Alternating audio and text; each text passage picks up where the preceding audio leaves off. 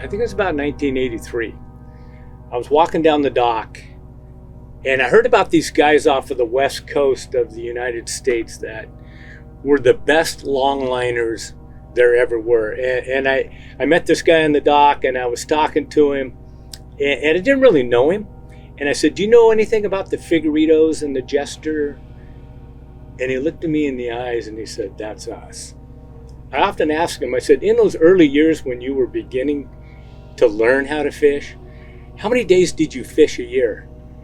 And he said there was one year they fished 280 days longlining blackcod. Now, I'd have a hard time finding anybody today to go out for 2 weeks and bait one hook at a time, but they did it for 280 days straight. Yeah, I mean, that relationship, I wouldn't have what I have today if it weren't for that man. He would never tell me where he's at, what he's getting, but he would tell me where he's going next. And that's the key to success, is where you're going to go next. You don't want to know where somebody caught him. And Don and I had that relationship.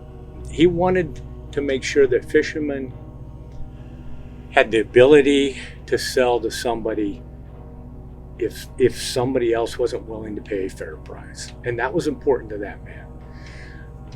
You know, as we fished, he would try to beat me and I would try to beat him. And I remember one season I had him. I was finally going to beat the man at longline fishing. And then something happened that last trip. He found more fish than I did. He came in and beat me by 300 pounds. And I'm thinking to myself, you know what? That's okay with me.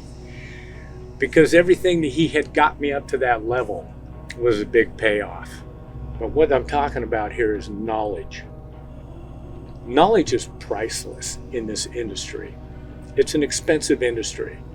You know, we got these massive permits that cost a lot of money, the boats, the maintenance, the upkeep. But what Don Jester had, he had the knowledge and he had the passion to protect fishermen. And that's what the man was about. And think about the freedom to be able to go out on that ocean to make a living, to come in, to take a few days off and go back out and do it again. I wouldn't trade it for anything, and I know Don wouldn't either.